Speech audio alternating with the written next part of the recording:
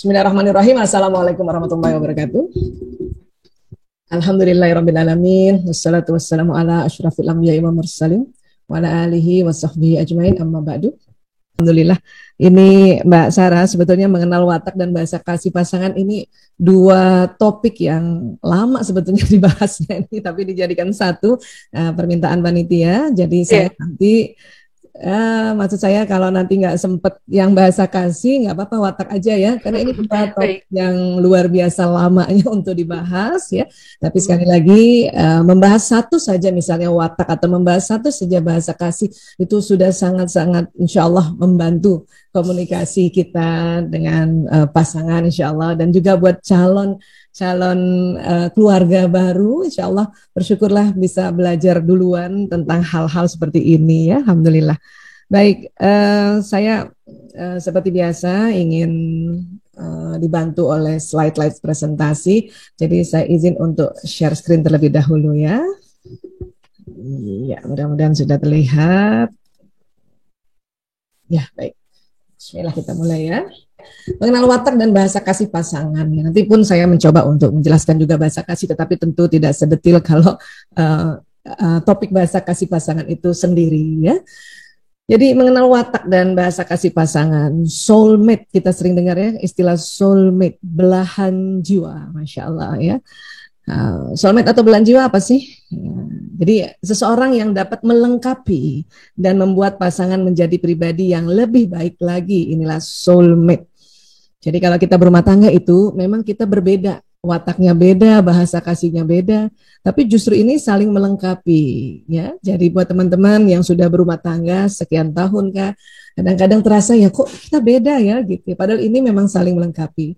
Buat sahabat-sahabat juga yang baru mau menikah ya, pada saat berjumpa dengan pasangan yang berbeda ya, berbeda jenis kelaminnya jelas itu nomor satu, kemudian berbeda wataknya, berbeda cara mengungkapkan kasih sayangnya, bisa jadi insya Allah itu soulmate Anda ya. Yang penting kita berharap selalu, berdoa selalu, dan punya prinsip bahwa yang sama apa? Akidahnya ya. Ya. Baik. Mitra yang terbaik adalah mitra yang terbalik ya. Jadi mitra kerja dan pasangan hidup yang serasi biasanya punya watak yang berbeda, bahkan bertolak belakang. Ini harus paham nih. Kenapa? Karena kita di dalam rumah tangga ingin menjalin puzzle ya. Seperti contoh ini ya. Ini puzzle ini kan pinggir-pinggirnya nggak sama ini, agar bisa saling menutupi atau saling mendukung atau saling mensupport atau saling melengkapi ya. Jadi kita berharap puzzle ini kuat ya, kokoh gitu ya. Bu Esa kan bisa nih sebetulnya pinggir-pinggirnya sama ya, kasih rata aja, lurus aja, iya, tapi dia nggak kokoh. Justru dengan puzzle yang saling melengkapi ini kalau diangkat puzzle ini dia kokoh, nggak cepet hancur. Ya. Namun sekali lagi puzzle rumah tangga bukan puzzle yang main-main, dia adalah puzzle yang besar sekali. Kalau puzzle permainan biasa kayak tadi itu ya, dengan pakai feeling aja istilahnya ya. Misalnya kita coba, ini nggak cocok, pindahin ke sini, ya itu mudah ya. Tapi puzzle rumah tangga ini besar. Ya, tentu membuat puzzle rumah tangga harus ada guidance-nya. Dan buat kita keluarga muslim tentu guidance pertama adalah Al-Qur'anul Karim, kemudian ya hadis Rasulullah SAW, dan juga tentu ijma para ulama. Termasuk ijma para ulama ini di dalamnya adalah penemuan-penemuan para ilmuwan. Supaya kita waktu merangkai puzzle ini ya betul-betul ada guidance-nya, sehingga tidak lama-lama untuk kita merangkainya. Kadang-kadang orang pada saat merangkai puzzle ini karena tidak ada guidance-nya ya, jadinya bosan, belum sempat jadi setengah sudah bubar jalan ya. Nah, ini disayangkan karena dengan alasan itu tadi, kita ini beda ya, memang harus beda. Justru kalau dia sama, maka puzzle-nya mungkin tidak kukoh ya, tidak erat ya. Nah, ini konsep pertama yang harus kita pahami, bahwa soulmate itu, belahan jiwa itu adalah berbeda. Ya. Baik. Ya, dalam surat Ali Imran ayat 36 saja ya, laki-laki perempuan saja sudah berbeda ya. Walaisa zakaru ka'untha, dan laki-laki tidak sama dengan perempuan ya. Hari ini mungkin saya tidak bahas tentang laki-laki dan perempuan karena sudah banyak juga di seminar-seminar umum kami paparkan ya. Tapi ketahuilah bahwa laki-laki dan perempuan itu betul-betul tidak sama. Mulai dari kulitnya nggak sama, rambutnya nggak sama, ya. Kalaupun sama yaitu manusia atau spesies yang sama yaitu manusia. Kita tahu penciptaan perempuan ini dari tulang rusuknya laki-laki. Namun betul-betul program yang ada di dalam genetikanya itu berbeda. Nah, ini juga yang harus difahami ya, agar suami istri ini sangat-sangat menghargai, menghormati ya, dan dengan menghargai menghormati itu tetap mencintai ya. Baik, sekarang watak. Watak itu di Kamus Besar Bahasa Indonesia itu apa sih artinya? Ini, sifat batin manusia yang mempengaruhi segenap pikiran dan tingkah laku, atau disebut juga budi pekerti, disebut juga tabiat, ya, atau dasarnya. Nah, itu watak itu. Jadi watak ini sesuatu yang membuat tabiat atau membuat ya akhlak atau membuat budi pekerti atau dari sananya, gitu kalau kita bahasa di Jakarta ya, dari sononya begitu. Artinya watak ini adalah bawaan lahir, ya. Baik. Dan di dalam surat Al-Isra ayat 84, Bismillahirrahmanirrahim, Qul kullu ya'malu ala syakilatihi wa rabbukum a'lamu biman huwa ahda sabila. Katakanlah, wahai Muhammad, setiap orang berbuat sesuai dengan pembawaannya masing-masing, maka Tuhanmu lebih mengetahui siapa yang lebih benar jalannya. Jadi memang Allah sudah berfirman seperti ini. Dan para ilmuwan mencoba meriset, ya, melihat, mensurvei, mengobservasi. Ternyata memang manusia itu ada bawaannya masing-masing. Itulah terkenal di dalam ilmu pengetahuan itu teori genetika, ya, herediter, ya. Itu. Jadi memang ada bawaan masing-masing memang. Ya. Makanya istilah watak ini adalah ya dia dibawa dari asalnya, dari sananya atau genetik. Ya. Jadi setiap orang itu unik, ya, kita semua dilahirkan dengan ciri khas sendiri, ya, bagaikan jenis batu tidak berubah tapi dibentuk, ya. Jadi batu ini bisa dibentuk. Watak juga begitu.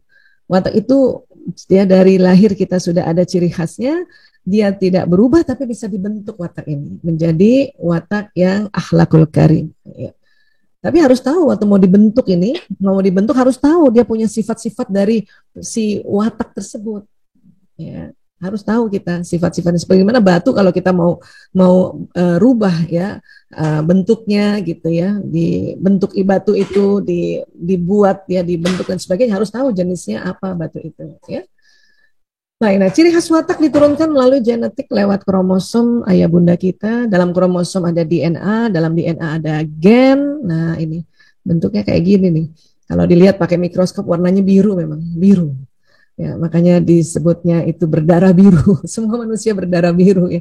Maksudnya itu di dalam kromosom itu kalau kita lihat tuh semuanya warnanya biru tuh, Masya Allah. Ya.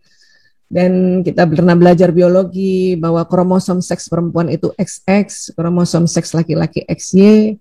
Bentuknya kalau di mikroskop kayak gini nih kromosom. Ini diperbesar ya puluhan kali. Perempuan ada 2X kayak gini, makanya orang bilang XX. Laki-laki bentuknya seperti ini dan ini. Kadang-kadang ilmuwan bingung ini apa bentuknya ya. Kita kasih nama Y aja deh karena ini sudah namanya X walaupun nggak Y banget gitu ya. Di dalamnya ada tali-tali kromatif, kemudian ada DNA, dan nanti dalam DNA ada gen, nah seperti itu. Nah ini membawa banyak pesan sebetulnya dari orang tua kita sampai leluhur kita yang ke atas. Ada yang mengatakan sampai 7 ke atas, sebenarnya dari orang tua kita itu namanya ya leluhur angkatan pertama, nanti kakek nenek kita kedua, buyut kita ketiga, dan terus ke atas sampai kurang lebih 7. Membawa apa? Membawa pesan informasi biologis, bentuk mata, bentuk hidung, sudut hidung, belakang hidung, wah Masya Allah, warna kulit, warna rambut, bentuknya rambut, Masya Allah. Kalau belajar genetika itu, aduh, ya terkagum-kagum, ya Allah, betul-betul Engkau Maha Pencipta yang luar biasa. Dan selain bentuk biologis, termasuk tadi itu di dalamnya bentuk tulangnya kita, di dalam juga bentuk lambung dan sebagainya, ya Allah. Nah di sini juga ada jenis watak. Ya. Jadi ayah bunda yang punya anak bingung, ini kok nggak kayak bapaknya, kan nggak kayak ibunya juga ya, kayak siapa? Oh kakek neneknya barangkali, atau kakek neneknya nggak mirip kakek neneknya ya, kayak siapa? Oh buyutnya barangkali, nggak mirip buyut, nggak mirip kita semua, kayak siapa? Oh itu tadi ya, masih ada orang tua buyut itu. Masalahnya kita barangkali nggak punya dokumentasi foto, ya paling sampai buyut aja ya. Kalau sudah yang leluhur ke 4, 5, 6, apalagi 7, waduh nggak punya gitu. ya. Makanya kalau nanti mewariskan itu termasuk juga kita ya family tree itu ya, pohon keluarga itu boleh juga diwariskan pada anak cucu kita supaya tahu bahwa oh ini sampai leluhur ke atas tuh ada orang tua ini. Dalam rangka apa sebetulnya? Dalam rangka untuk mengingat turunannya, satu, kedua juga mendoakan ya, itu karena kita di alam barzah ini lama. Jadi kalau misalnya kita ya di alam barzah lama, belum lagi sampai kiamat, tentu kita butuh doa dari cucu-cucu turunan kita. Mudah-mudahan sampai turunan ketujuh itu cukuplah insya Allah ya. Nah ini luar biasanya kromosom, isi kromosom. Ya. Teori watak sebenarnya sudah lama ya, sudah lama sekali sejak Hippocrates. Tapi kalau yang abad-abad 20-21 ini kita ambil sumbernya dari Florence Litter. Ini mungkin teman-teman sudah pernah baca. Ini buku sangat populer ya, apalagi kalau buku-buku kegiatan bisnis direct selling ya. Ini senang banget baca ini. Kalau saya, alhamdulillah punya 4 buku ini, alhamdulillah juga sudah dibaca berulang kali, sehingga ya Allah, ini adalah penjelasan Quran surat Al-Isra 84 tadi. Ya, Quran satu ayat, kemudian dijelaskannya banyak buku, Masya Allah. Ya, dan yang hari ini for couples yang kita akan bahas, karena for parents dengan for couples ada persamaan, tapi juga ada perbedaannya. Ya, baik. Nah, untuk mendeteksi watak sebetulnya memang paling akurat adalah menggunakan peralatan foto aura sebetulnya. Paling akurat saat ini ya. Hanya foto aura nggak banyak nih. Nggak banyak ya. Kami juga di klinik Sunter ya, kita kerjasama dengan beberapa klinik untuk punya foto aura ya. Dimana kalau kita foto seseorang itu muncul warna yang berpendar, ini nuansanya adalah warna watak sebetulnya. Dan betul-betul berwarna ya. Dan kenapa warnanya kok tidak satu Bu Aisyah? Ya karena setiap manusia itu ada 2 jenis watak yang diturunkan, satu turunan ayah, satu turunan ibu. Maka ada yang warnanya nanti biru kehijauan, ya. Kemudian ada orange atau merah kekuningan, ada juga yang kayak gitu. Ada juga nanti hijau kuning, kemudian orange biru itu ada. Ya.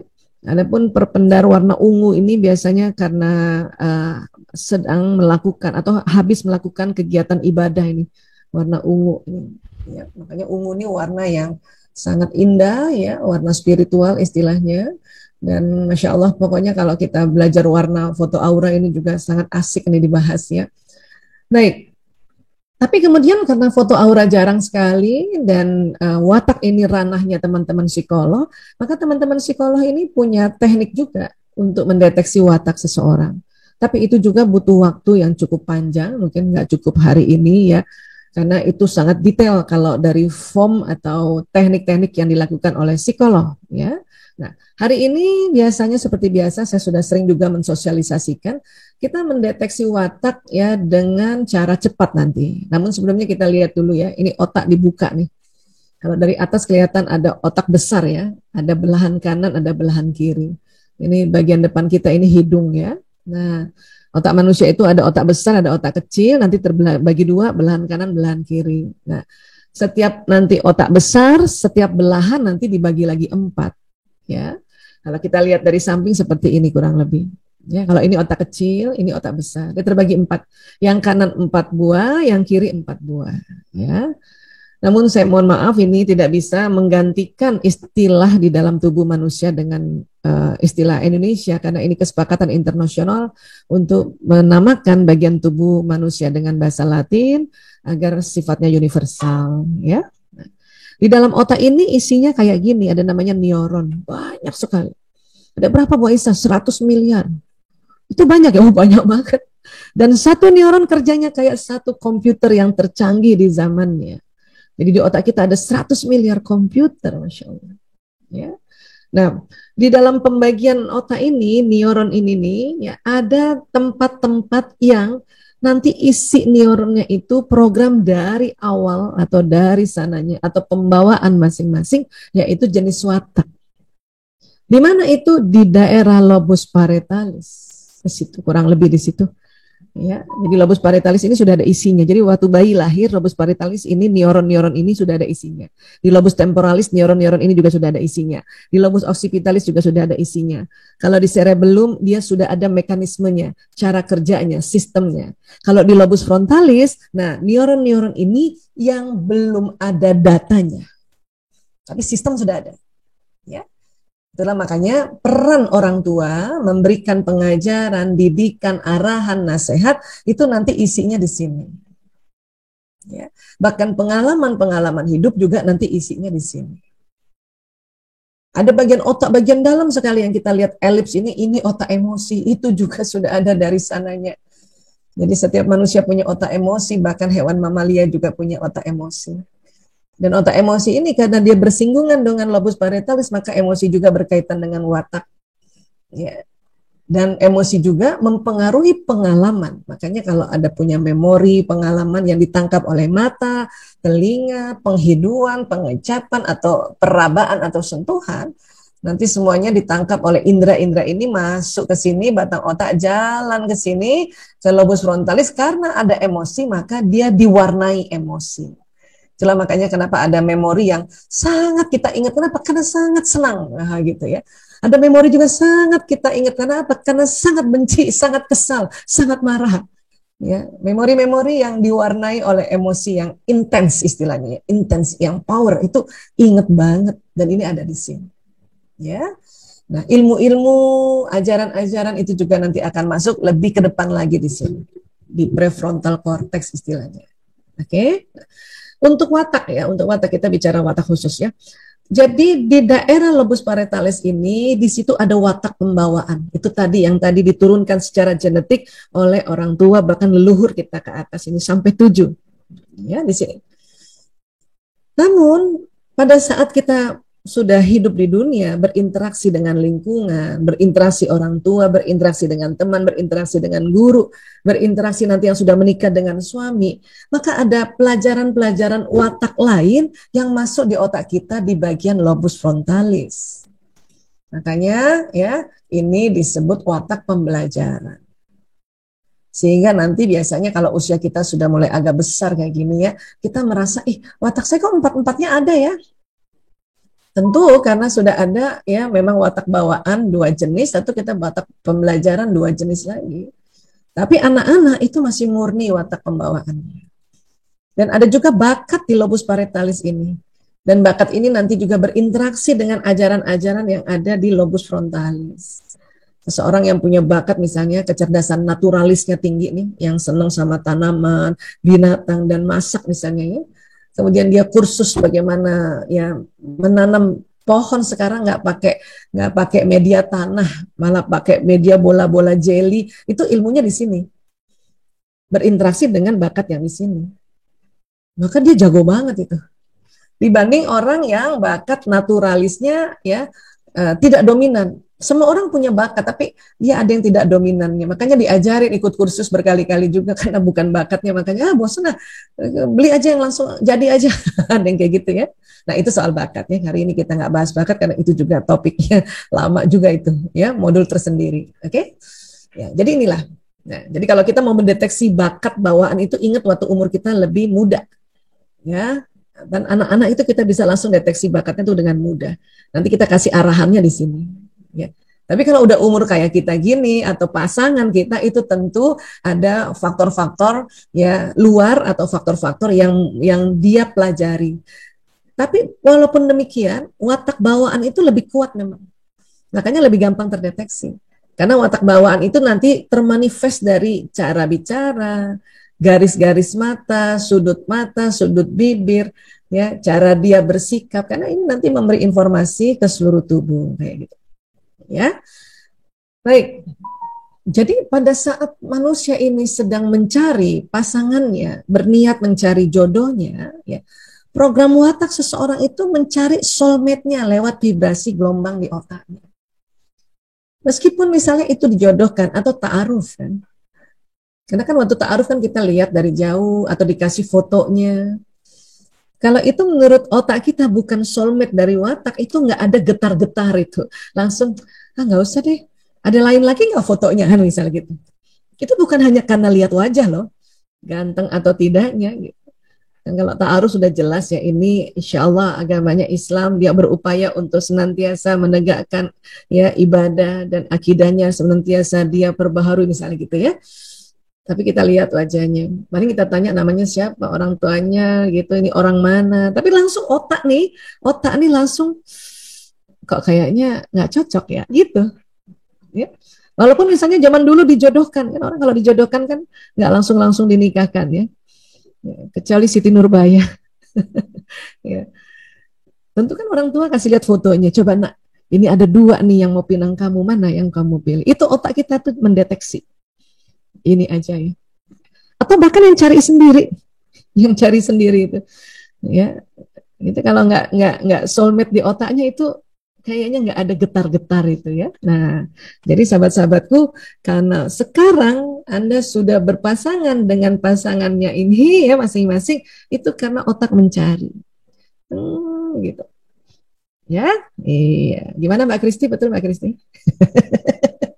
Otak kita mencari, oh ini dia nih kayaknya pas banget gitu. Walaupun nggak belajar watak, walaupun kita nggak belajar watak, walaupun kita belum tahu konsep ini, ya, tapi otak itu masya Allah, Allah cari gitu. Saya juga dulu gitu ya. Ya, saya kan nih orang yang damai. Kalau ada misalnya pria damai itu biasa aja gitu. Tapi terus ada kalau ada pria yang hasrat mengatur, kok kayaknya deg-degan, deg-deg. Jadi ya gitu. Mbak Cindil gimana Mbak Cindil? Kita juga ya. Ya langsung yang kayak nengok gitu sih ya. Ya, padahal waktu sudah menikah, loh kok beda ya? Loh kok gini ya? Ya, mana ini getar-getar yang dulu? Kenapa? Karena kita tidak mempelajarinya dulu ya. Saya termasuk terlambat juga belajar watak ini. Nikah 92, baru tahun 99 2000 baru oh gini gitu ya. Tapi untung juga tetap ya waktu itu belajar Islam, bagaimana kita harus santun pada suami, harus patuh dan sebagainya ya. Itulah yang membuat kita selamat ya. Dan akhirnya bertemulah dengan Al-Isra 84. Wah, ini sesuai pembawaannya nih. Apa ini ya? Oh, di ilmuwan. Oh gini. Makanya oke, alhamdulillah saya terima dengan segenap jiwa dan seluruh raga. Ya. Oke. Jadi di otak ini kita ini ya neuron ini berkoneksi gitu, sesuai apa yang kita ucapkan, termasuk watak. Kalau kita menerima watak kita, ya Allah, saya terima watakku ya Allah, ya saya terima anugerah watakmu ya Allah. Itu yang saya suka bilang, ayo ijab kabulah terhadap wataknya masing-masing. Karena banyak orang yang menampik wataknya. Watak tuh jadi kesel jadi ya. Kata si program watak, aduh nih orang nggak syukur banget sih dikasih watak gitu ya. Nah itu tentunya karena nggak tahu. Tapi semakin belajar, oh ya Allah, saya terima watakku ya Allah, kekuatan dan kelemahannya. Ya, sebagaimana kalau kita beli gadget gitu kan, ada program ya di dalam gadget ini kan, kita harus terima ya. Tinggal mau dinyalain atau enggak ya terserah kita. Kita mau pakai fiturnya apa enggak terserah kita. Sama watak juga gitu. Kalau kita mau nyalakan fitur kekuatannya, ya disebut-sebutlah kekuatannya. Cuman kita sering sekali yang kita sebut fitur kelemahan kita. Saya orang damai, aduh saya ini suka nunda-nunda misalnya gitu ya. Nah, maka neuron yang ada isinya suka nunda-nunda nyala terus. Gitu. Kenapa sih nggak bilang ya Allah, alhamdulillah saya orangnya damai. Jadi kalau dengerin curhatannya teman-teman, sahabat-sahabat damai juga gitu. Itu yang harus kita nyalakan gitu. Ya Allah, terima kasih saya wataknya damai ya Allah. Makanya jadi ibu tenang aja kalau ada apa-apa misalnya. Itu yang harus disebut-sebut. Ya, oke. Tentu sekali lagi kenapa kita tidak menyebut-nyebutnya karena kita tidak tahu. Sebagaimana kalau kita beli gadget, ya kita cuma tinggal pakai saja, nggak tahu fiturnya apa aja di dalamnya itu. Padahal kalau kita tahu fiturnya, makanya kita akan memanfaatkan gawai kita itu dengan efektif. Kalau kita tahu manfaatnya fitur-fitur itu ya.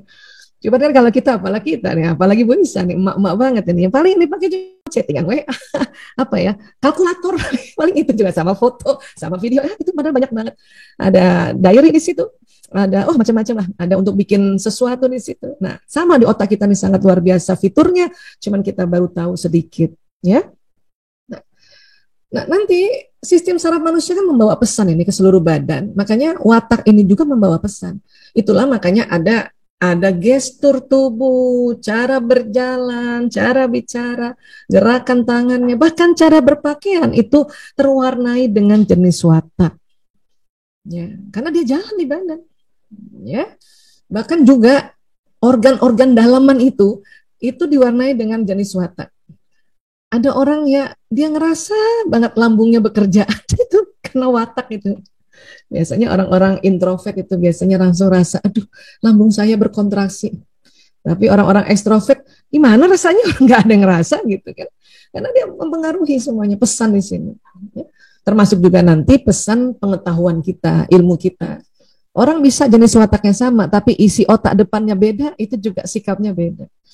Orang bisa jenis wataknya sama, tapi misalnya dia aslinya misalnya orang Medan kah, orang Jogja, itu juga mempengaruhi. Ya, interaksi antara budaya, ilmu-ilmu yang dia pelajari, itu juga mempengaruhi. Walaupun jenis watak kita ada yang sama. Ya, jadi luar biasa ini otak kita. Ya. Fa'alhamaha fujuraha wa taqwaha. Maka Allah mengilhamkan kepada jiwa itu kefasikan dan ketakwaannya. Qad aflaha man zakkaha. Sesungguhnya beruntunglah orang yang mensucikan jiwa itu. Kata ilmuwan, kefasikan inilah yang disamakan dengan kelemahan. Ketakwaan ini kekuatan. Karena kalau bicara jiwa ini, ilmu neuroscience mengatakan jiwa itu ada di otak. Ya, dan makanya mereka mengarahkan pada watak yang ditemukan oleh ilmuwan ini. Kan watak ini ciptaan Allah. Ilmuwan cuma menemukan saja. Oh ternyata ada kefasikan. Jadi sudah ada di otak kita kekuatan dan kelemahan. Namun Allah sampaikan sesungguhnya beruntunglah orang yang mensucikan jiwa itu. Termasuk di dalamnya mengenal kita punya kefasikan dan ketakwaan kita sucikan ketakwaan kita. Apalagi bulan Ramadan ini, tanpa terasa semua ibadah yang kita lakukan, yaitu saum, sholatnya kita perkuat, ya, kemudian kita sedekahnya kita perkuat, itu mensucikan jiwa. Dari sisi watak, ketakwaan watak itu, ya, dia terakses. Ya, ini penting sekali mensucikan jiwa ini, ya. Watak nih, saya sering juga sampaikan di seminar umum tentang pembagian watak. Jadi watak ini dibagi 3 besar oleh teman-teman psikolog, ya. Introvert, extrovert, ambivert. Ambivert ini separuh introvert, separuh extrovert. Ya. Beberapa sahabat-sahabat saya di sini juga udah sering dengarkan, tapi alhamdulillah terima kasih masih mau mendengarkan, karena dengan diulang-ulang tambah paham insya Allah ya. Introvert, ciri khas introvert, apa itu? Lebih memilih ada di tempat sepi. Yang punya pasangan introvert harus tahu nih, ya, dia kalau diajak keluar-keluar atau tempat rame itu bukannya nggak mau, tapi dia kayak diesel gitu loh ya, dia nggak bisa langsung beradaptasi. Kalau punya pasangan introvert atau bila Anda yang introvert. Kalau ekstrovert lebih semangat ketemu orang baru nih orang ekstrovert. Ya, makanya di dalam PJJ atau dalam anak-anak lagi pembelajaran jarak jauh nih anak ekstrovert yang mulai bosan. Ya, atau kita juga nih orang dewasa yang ekstrovert ini sudah mulai aduh nggak betah di rumah, gimana kalau bisa pergi keluar bentar aja. Nah itu ya, sekarang ya alhamdulillah sudah mulai lebih lapang ya, yang penting mengikuti protokol kesehatan dan sebagainya. Oke. Nah ini tapi orang introvert dia lebih senang pandemi ini, introvertnya senang banget ya Allah, alhamdulillah nggak disuruh keluar. Nah ini orang introvert. Tapi kemudian ada lagi ambivert. Ambivert kan separuh-separuh ini tadi. Ya tergantung sikon dia. Dia agak mut-mutan memang ambivert ini. Ya, pengen keluar-keluar, pengen lagi di dalam. Ah, ini ambivert. Ya. Nah, kemudian apa lagi? Introvert. Ciri khasnya apa? Lebih produktif di tempat tertutup. Jadi introvert ini kalau lagi sendiri atau di rumah atau di dalam ruang kerja atau di kantor, cuma di kantor doang nggak keluar-keluar, dia lebih produktif. Makanya ibu-ibu yang introvert itu seneng banget ini pandemi di rumah ada aja yang dikerjain. Kotak katik sini, kotak tahu-tahu udah jadi kue, tahu-tahu udah jadi makanan, tahu-tahu udah jadi karyanya, ya. Dan cuma sendiri dia kerjainnya, itu introvert. Kalau ekstrovert lebih produktif di tempat terbuka, makanya selalu mau keluar. Karena kalau keluar dia bisa mengerjakan sesuatu. Ya, ini harus ngerti juga. Terkadang karena saking soulmate-nya, suaminya yang introvert, istrinya yang ekstrovert. Istrinya pengen keluar, suaminya bilang udah di rumah aja. Kadang-kadang nggak ketemu nih kalau nggak ngerti ya. Nah kalau ambivert bagaimana? Sekali lagi ambivert karena separuh-separuh dia bisa keduanya. Cuman memang tidak sekuat introvert atau sekuat ekstrovert. Kalau introvert betul-betul produktif di tempat tertutup. Ekstrovert betul-betul produktif di tempat terbuka. Ambivert memang bisa tempat tertutup bisa, tempat terbuka. Cuman dia tidak sekuat ya introvert atau ekstrovert. Ya, biasa aja jadinya. Di tempat tertutup biasa, di tempat terbuka juga biasa sebetulnya. Sebetulnya ya. Cuman kehebatannya dua-duanya bisa gitu. Ya. Kemudian introvert, ekstrovert dan ambivert. Introvert terpulihkan energinya saat sendirian. Jadi kalau ada punya pasangan introvert, biarin aja sendirian. Ya, biarin aja sendirian. Apalagi dia laki-laki. Laki-laki kalau lagi menyendiri itu sedang memulihkan energinya. Pada umumnya laki-laki, terutama yang introvert. Dia nggak suka ditanya-tanya, kenapa sih sayang, kenapa sih mas, mau ya cerita sama aku kan istrimu. Sesungguhnya laki-laki kalau ditanya-tanya kayak gitu tuh, dia pengen teriak apa? Diam, pengen gitu. Cuman takut juga sama istrinya, makanya dia diem aja gitu. Dan kita sangka dia marah sama kita, padahal enggak. Ya, makanya saya juga rubah itu. Walaupun suami saya bukan introvert loh, tapi tetap karena dia laki-laki, kalau udah diem, saya cuma tanya capek ya, iya. Enggak, dulu nanya tuh, kenapa sih? Mau ya cerita sama aku kan permata hatimu. Ais. Udah berubah itu sekarang. Ya, sekarang saya mau minum ya. Kenapa? Karena tahu otak laki-laki tuh makan minum harus terpenuhi. Ya, ayah aku ambil minum ya. Jadi nggak nanya-nanya apa problemnya, nggak usah. Laki-laki itu sedang mencari jalan keluar sendiri, apalagi yang introvert. Oke? Okay? Kalau ekstrovert terpulihkan energinya saat beramai-ramai. Nah orang ekstrovert kalau lagi ada masalah, dia dapat jalan keluar kalau rame-rame, makanya keluar dia. Pergi ke tempat keramaian. Cuman lagi pandemi ini dilarang, dilarang keras. Atau dulu harus ketemu temen ini orang ekstrovert ini untuk bisa terpulihkan energinya. Ya. Tapi sekarang agak susah. Ini makanya orang ekstrovert ini merana banget saat ini. Aduh, gimana caranya? Ya, untung ada Zoom ya. Kita juga bisa ketemu temen lewat Zoom, walaupun dari rumah ya. Keren juga ya, Masya Allah. Ambivert tergantung situasi dan kondisi. Kalau ada 7 hari, introvert itu maunya 7 hari, 7 harinya sendirian. Maunya, aslinya. Ekstrovert kalau 7 hari, maunya 7 hari, 7 harinya di luar. Aslinya begitu. Ambivert ini separuh-separuh, 4-3 atau 3-4. 4 di rumah, 3 di luar. Minggu depan 3 di rumah, 4 di luar. Ini ambivert. Ya, ambivert. Nah sekarang karena pandemi ya lebih banyak di dalam rumah sendirian, nah introvert berjaya, Masya Allah ya. Ekstrovert yang sudah mulai kelabakan ini, ambivert mulai terkadang tergantung juga katanya ambivert. Gue juga di rumah bisa, di luar bisa gitu. Ya, saya punya adik ipar saya, ya dia kalau sakit, padahal dia lupus ya, kalau lagi muncul sakitnya ya Allah, keluarga suka bingung, kenapa sih kamu pergi mall? Ternyata karena dia ekstrovert, dia pergi mall malah sehat. Ini harus kita pahami. Ya. Untung kakak iparnya belajar dikit lah tentang watak. Jadi kakak iparnya yang paham. Jadi ngerti. Jadi kalau suami saya bilang, kenapa sih? Ya, dia keluarkan dia sakit. Saya bilang, justru dia keluar dia sehat. Percaya deh. Bener. Bener. Karena ekstrovert nih. Orang ekstrovert tuh kayak gitu. Ya. Baik, introvert lebih suka bekerja atau belajar sendiri, ekstrovert lebih suka bekerja atau belajar dalam tim. Anak-anak juga begitu, yang introvert ini, waduh, pandemi ini alhamdulillah dia lebih sering di kamarnya lagi. Oh, berjaya dia, Masya Allah. Yang ekstrovert, wah udah mulai. Nggak ada temen. Untung orang tuanya punya gadget 2.